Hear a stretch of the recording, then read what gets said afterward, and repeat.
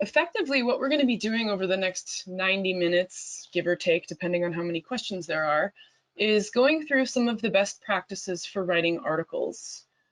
Now, this applies to writing anything, but I just want to frame that a lot of these tips are going to make your writing better in general, and a lot of them are about creating sort of a contribution to a conversation across time.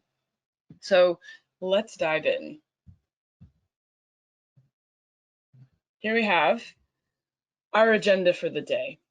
So I want to begin with a more philosophical orientation around what is reading, and then lead into how that has an impact on how we understand what writing is.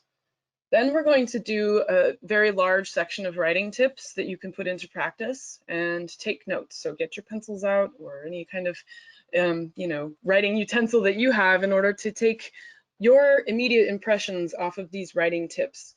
And we're going to go through analyzing a few examples just to see how people in our field have already approached writing and what lands for us when we read their writing in that way.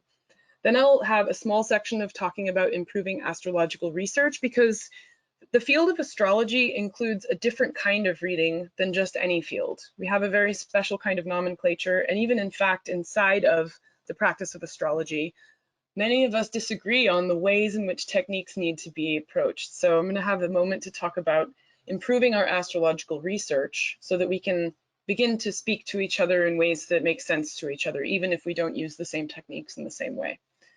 Then we're going to pivot towards the publishing world and talk about crafting strong proposals.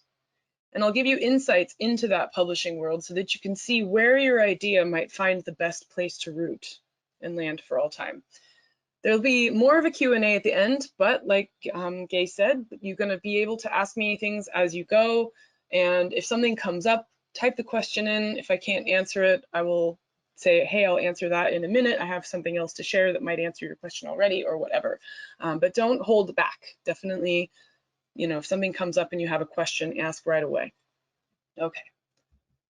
So first we have to think, if we're going to be writing, what actually is reading, right? This is an activity that human beings do that is unique to our species in a way. When we think about reading something called language, and we're talking about alphabetic language, as you see on the screen here, whether it's pictographs in Chinese, or whether it's hieroglyphics in Egyptian, or whether it's letters of the alphabet.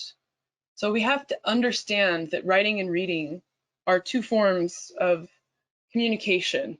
And when we understand what reading is, it'll help us also frame what our writing will be. So a tweet from Lisa Marie Persaud shared that she had a marvelous evening with David Abram and Matt Segal. And she goes, I love this bit from Spell of the Sensuous. And then there's a photograph of a piece of a page from that book. It is the written text that provides this new locus, for to read is to enter into a profound participation or chiasm with the inked marks upon the page. In learning to read, we must break the spontaneous participation of our eyes and our ears in the surrounding terrain, where they had ceaselessly converged in the synesthetic encounter with animals, plants, and streams, in order to recouple those senses upon the flat surface of the page. As a Zuni elder focuses her eyes upon a cactus and hears the cactus begin to speak, so we focus our eyes upon these printed marks and immediately hear voices. We hear spoken words. We witness strange scenes or visions, even experience other lives. As non-human animals, plants, and even inanimate rivers once spoke to our tribal ancestors, so the inert letters on the page now speak to us. This is a form of animism that we take for granted, but it is animism nonetheless, as mysterious as a talking stone.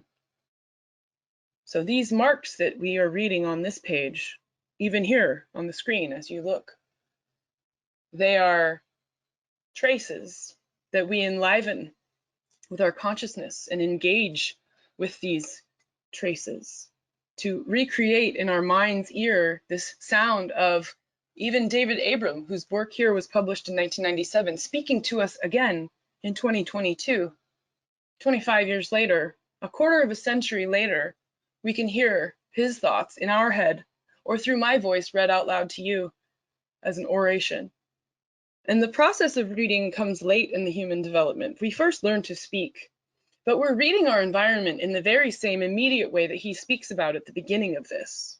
And astrologers also learn that qualitative reading of the environment by linking it to planetary motion and different celestial factors. So there's an immediacy of reading that precipitates into language and then written language later. And that becomes our pathway to immortality. But to commit to that longevity is a very vulnerable thing. So now let's read a poem about reading in the 12th house. I'm going to read this poem. I always share this with clients who have heavy 12th house placements because there's a certain part of writing that's evoking our blind spots, our vulnerabilities, our fear of perhaps entering into that immortal pantheon. The Panther by Rainer Maria Rilke, translated by Stephen Mitchell. His vision from the constantly passing bars has grown so weary that it cannot hold anything else.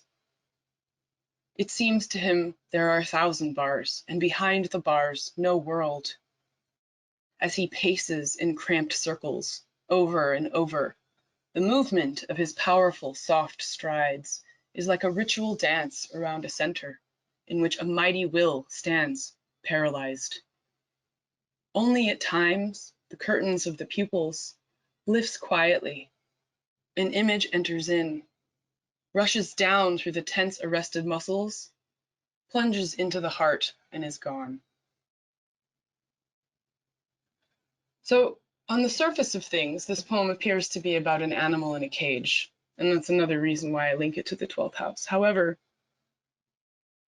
this cagedness, these bars passing, this idea of this rotation around a center, and a mighty will standing paralyzed. This is the movement of your eye across the lines of the poem, going back and forth and back and forth. In English, we go left to right, left to right, left to right. We did it in this poem 12 times. An image of a panther enters your eye and plunges into your heart. And when I'm done reading this poem to you, it's gone, because now we're going to go to the next slide. So there's this interesting place we go when we read that is very isolated.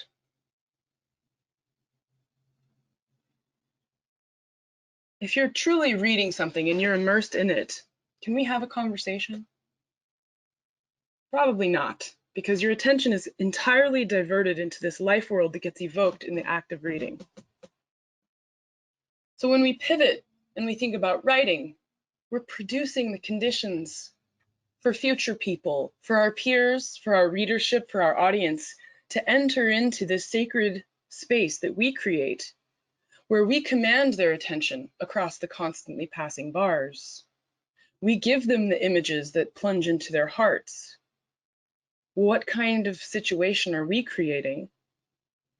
And also that paralyzation of what am I going to commit to putting into ink that will long survive my existence on this planet as a contributing human.